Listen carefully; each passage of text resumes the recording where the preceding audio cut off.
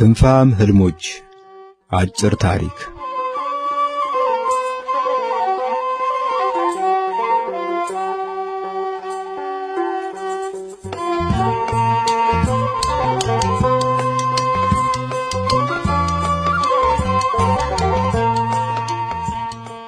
በስመ አብ ወወልድ ወመንፈስ ቅዱስ አሐዱ አምላክ አሜን። ይድረስ ለወንድሜ ለአንዱ አምላክ ዘነበ። እንዴት አለህ? አክስቴስ ደህና ናት ወይ? ያቺ ታምረኛ ሀገር ማርቆስስ እንዴት ናት? አዲስ አበባ ያለችው እህትህ ሰናይትስ እንዴት ናት? እጮኛዋ ተክለ ሚካኤልስ እንደምን ነው?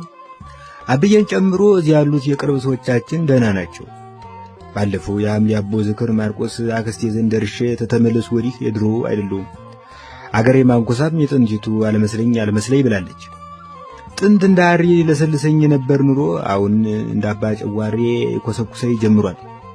ገላ እንዲህ ወረተኛ መሆኑን ታውቄ አሁን ሁለት ሰንበትም ጥንት ሆነች ብለህ እንዳትለኝ ወርጃ አይደለም። ያንዳንዱ ቀን አወፋፈሩ አረዛዘሙ የዓመት ያክል ሆኖብኝ ቢቸገር ነው። ተማርቆስ የተመለሰው ገላዬ ነው። ልቤስ እንደ ጋኔ ነጢ እዚያ ማርቆስ ዱብ ብሎ ቀርቷል። የጥንቱ መንገድ አልሆነልህ ያለኝ እንደ ምጣድ የለሰለሰውን የማርቆስ ዝባልት መንገድ ታየው በኋላ ነው። ከዚህ ቀደም አርጌ የማላውቀውን በአገሬ መንገድ ላይ ባተኩር ተሰቀቅኩ። የማንኩሳን ጎዳና ያበጀው ዝፍት የመሰለ ጭቃና ቀበሮ ጀምሮ የተወው ጉድጓድ ነው።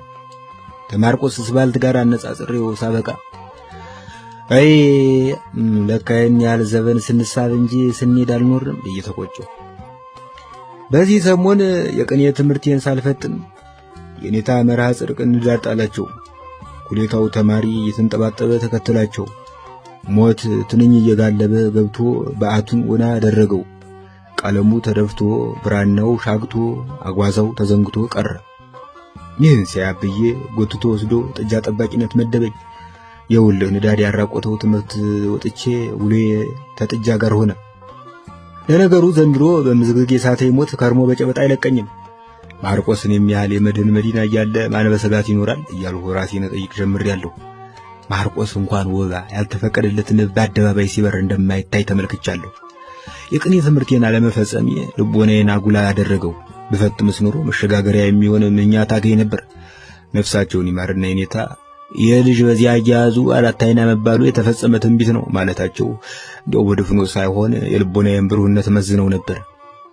ያኔ መሰለ የተባ ማሰላሲያ ይዘህ ጥጃ ስሸተም ትኖር ምን ነው ወደ ማርቆስ መጥተህ የረባ ነገር ብትማር እያሉ ባለፉ ባገደሙ ቁጥር የሚነካኩ ባልንጀሮቼ በርከቷል።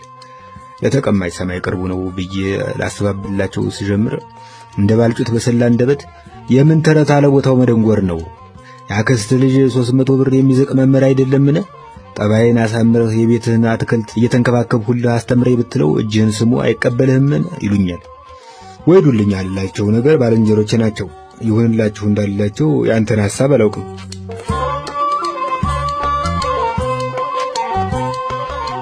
ተማርቆስ ተመጣው ወዲህ ልጆቼ ጠባይ ሳይቀር ተለውጦ ጠበቀኝ። በደነኛ ጨፌ ላይ ተተሰማሩ እኩል ቀንግጠው እምቧይ ይመስሉ ነበር። በዚህ ሰሞን ግን እምብርታቸውን ምን እንደወስድባቸው እንጃ አሲዳም ሆነውብኛል። ካፌ አይፈሩ ሐሩር እንዲያው ሙሉን ቀን ይህን ጅራፍ የሚያክል ሰርዶ ይመነጥሩና በሰርዶ ላይ ጨፌውን በጨፌው ላይ ቃርሚያውን ይዘግኑና ሲመሽ ወደ ጋጣቸው ለመመለስ ያቅማማሉ። እንዲያው ማበዛው አትበለኝ እንጂ ሲግጡ እንጂ ሲያመነዥቁ ታየዋቸው ቆየሁ። ነገሩ እንዴት ነው? በመታት አጋስስነት ተደገምባቸውን ማለት ጀምሬ ነበር። ይሄ ድንገት የጠባያቸው ባያለው ለጉዳት ዳርጎኛል። አንድ ቀን አንዲቱ አፏን ተሰርዶ ጋር ሰፍታ አለንቀሳቀስ ትለኛለች። ጀንበር ስለገባች ባልንጀሮቿም ስለሄዱ ይብቃት ብዬ በገርፋት ዝም አለች። አሃ እንግዲህ አንቺ አልተረቃሽምና እኔን ጅብ ይዛቀኝ ብዬ ጅረቷን አጦሬ ብድግ አድርጌ ልገፈትራት ስዳዳ በኋላ ግባ መሃል አገሬ ላይ ተመተመችኝ። መጀመሪያ የጥዝታ ያክል ነበር የተሰማኝ። ኋላ ግን 3 ቀን አስተኛኝ። እንግዲህ ምን ማለት ነው? በጥጃ ጠባቂነት የተገፋው ዘንድሮ በርግጫ የተተናኩሉኝ ከርሞ በቀንዳ አይመለሱልኝም። ከዚህ የሚገላግለኝ ወይ ሞት ወይ አንተ ወገኔ ነው። ያስነክሰኛል። ዳሩ ግን አልታከመው ነገር ሐኪም ቤት መሄድ ያስፈራኛል። ክሊኒኩ አንድ ለእናቱ መሆኑ ሳያንሰው ያሉት ሰራተኞች ፈልሰው የቀሩትም ተሰላይተው በሽተኛ ያባራሉ። አገሬው ሐኪም ቤት ማለት 2 ሞት ነው ብሏል። አሁን የዚያን ሰሞን ተጎረቤታችን ያሉት ባለ ውሃ ወፍጮ አባ ምረቴ ነዳዳ እናታቸው ላይ ቢወጣ ልጃቸው አመጣቻቸው። አሞራ ዞሮ የማይጨርሰው ሰልፍ ወረፋ ይዘው እነርሲቱ ፊት ሲደርሱ እንዴት ያደርጉታል ብላ ተመናጨቀችባቸው። እሳቸውም ሲፈሩ ሲቸሩ አፋቸውን ወደ አፉ አስጠግተው ማለዳ ራሴን ብለው ሊቀጥሉ ሲሉ ለመድኃኒት ብለው ያላመጡት ነጭ እንኮታ ሸተታት መሰል እባክዎ ወደዚያው ሆኖ ብላ ብትገፈትራቸው ተወንበራቸው ተነቅለው የእንግላል ወደቁ። ነርሲቱም ልታነሳቸው ስታሸበርክ ምን አረኩሽ ልጅ ነውር አይደለምን አሏትና ሞቱ። አይ እንግዲህ ያለው ግሩም ሰው በአንድ ግፍተራ ተከተቱ። ይኸው እኔም ተሳቸው ጣፈንታ ተማረው ያመኛል በየግሬም በዘረጋላቸው ምን እንደ ራዲዮን አንቴና እግርህን አለቀት ተመዘዋለህ ብለው እንዳይነቅሉብኝ አረፌ ተቀምጡ። ግፋ ቢል አንተ ልብህ ቀንቶ ብትቀበለኝ ማርቆስ መጣ አታከመዋለሁ፣ አለበለዚያ ግን እንጃለቴ።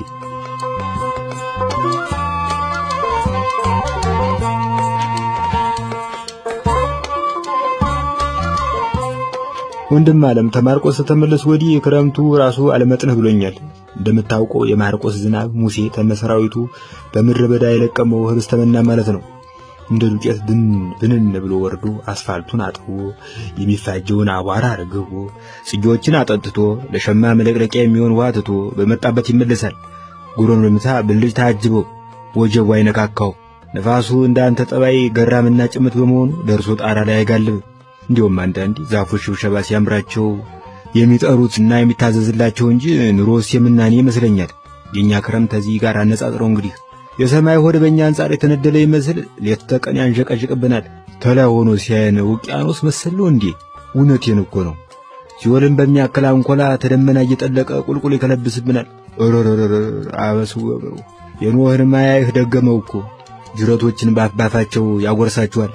እነሱ ሽቅብ እያላቸው ይተፉብናል። ተዶፍ ጋር የሚተባበር ባለጌ ነፋስ የጎጆአችንን የሳር ክዳን ይገልባል። አገሬው ግን አያመርም፣ አይታወክም፣ እንደ ድሮ በጽሞና ይኖራል። እኔ ግን ልዩነቱን በማወቄ ነው መሰል እንዲህ የጭጋግ ራት ሆኜ ልቅር እያልኩ አጉረመርማለሁ። አሁን አብዬ ንዳዱ አልፎለታል። ታለጋው ሲነሳ ግን ሌላ ሰው ሆኖ ነበር። ወባይቱ ገላው ቢሰለቻት በርጅና አስረከባው ሄደች። ጠቁሮ ተኝቶ ገርጥቶ ተነሳ። ወትሮም ቀን ሲያምጽ ተድሜ ቀድሞ ኑሮ ያስረጃል። ማታ ማታ ተመስክ መልስ ራታችንን ባንድ በልተን ወደ የብቱናችን እንበታተናለን። የምንጋራው ወግ ብዙ የለንም። እሱ ባለ ጸሎት እኔ ባለ ትካዜ ሆነና ተለያየን። ሌሊት ተመርጃው አጠገብ ተኝቼ ሲያነበንብ ሳደምጧለሁ። ያንተን ያክስቴን እና የሰናይትንም ስም እያነሳ ያሳስባል፣ ይለማመናል። ተሱ ጸሎት ያመለጠው ስም ለኔ ምኞት ማሳሰቢያ ይሆናል። አንዳንድ ጊዜ በህልሜ እንደ አቡነ ዘራብሩክ ክንፍ ሳበቅል ያለው ብንን ብዬ ጎኔን ስዳብስ ግን በእጄ የምነካው ያሞጠሞጠ ጎድን እንጂ ልስልስ ላባ አይደለም። ደሞስ በየትኛው ሱባኤ ያመጣዋለሁ? ለትናንት ወዲያ ታብዬ ጋር ራት እየበላን ሳለ ያሰቤን ጫፍ እንኳን ልንገሩ ብዬ ከንፈሬን ስወጥር ሳረግብ ነበር። እንደ ልማዱ ማዱ ላይ ጎንብሶ ድንቹን ሲልጥ ያየሁት ምን ብዬ እንደምጀምር ተራሴ ጋር ሟገት ጀመር። እሱም በቅንድቡ አንጻር ቀና ብሎ አትበላም ወይ ቢለኝ ተማርቆስ ተመጣው ወዲህ ወር ቀንሻለሁ አልኩት። አልሳቀልኝም። ወትሮም እንዲህ ነው፣ ንዴት እንጂ ቧልታ ያስቀው። ግና ባይስቅ እንኳን በጀመርኩት ወግ ላይ ይቀጥልኛል ብዬ ነበር። ጭጭ አለ። አንድ ሁለት ጊዜ ተጎረስን በኋላ ማርቆስ የሚለውን ቃል ደግሜ የማሳስበት ፍንጭ ፈልግ ጀመረ። ምን ልዋለሁ እያልኩ ራሴን ስሞግት ባለንጀሮች ደህና ናቸው አለኝ። ተማርቆስ ተመጣው ወዲህ አንድ ሁለት ጊዜ አግኝቻቸዋለሁ፣ ደህና ናቸው አልኩት። በእኔ ቤት እስቲ ስለ ማርቆስ አውጋኝ ብሎ የሚቀጥል መስሎኝ ነበር። እሱ ግን ዋናው ደህና መሆናቸው ነው ብሎ ወደ ድንቹ አጎነበሰ። አኩርፌ ተማዱ ተነሳሁ።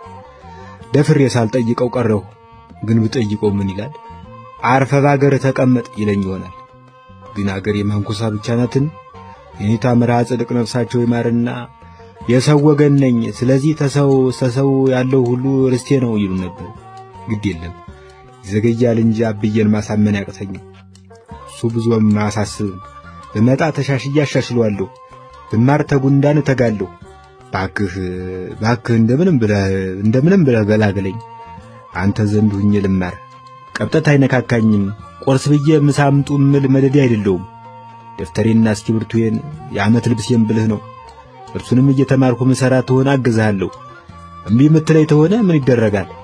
እኔ ደግሞ አይኔን ጨፍሬ ሞክራለሁ። ወንድምህ ሀብታሙ።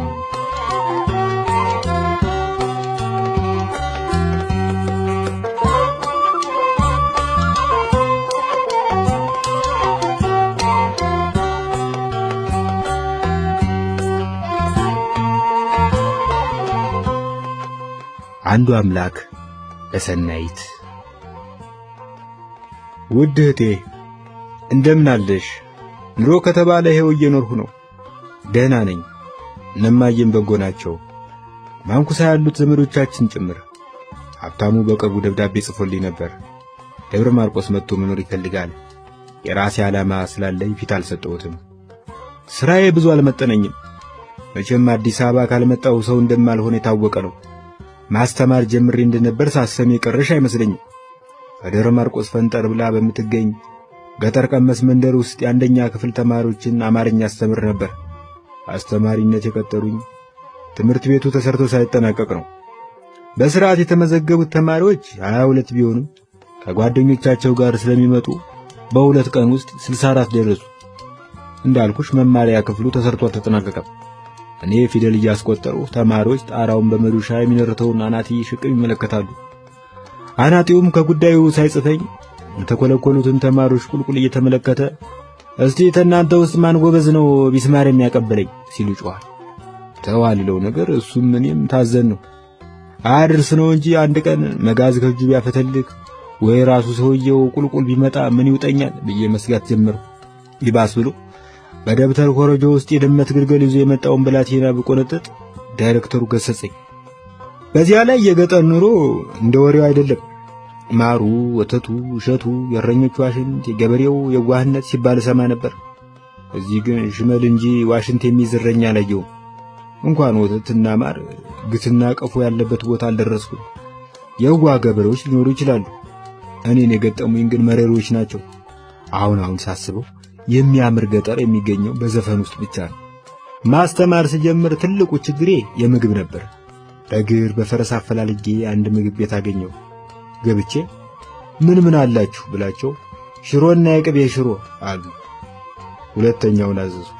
በማግስቱ ጠዋት ቁርስ ፈልጌ ብመለስ አስተናጋጇ ደጁን ትጠርጋለች።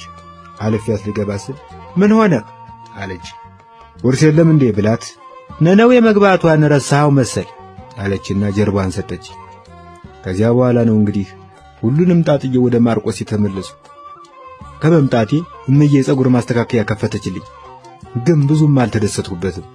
በቴሌቪዥን ስለ አዲስ አበባ የማየው ነገር ሁሉ ልቤን እያሸፈተው ነው። አዲስ አበባ የስኬት ሀገር ናት፣ የድል መንደር ናት።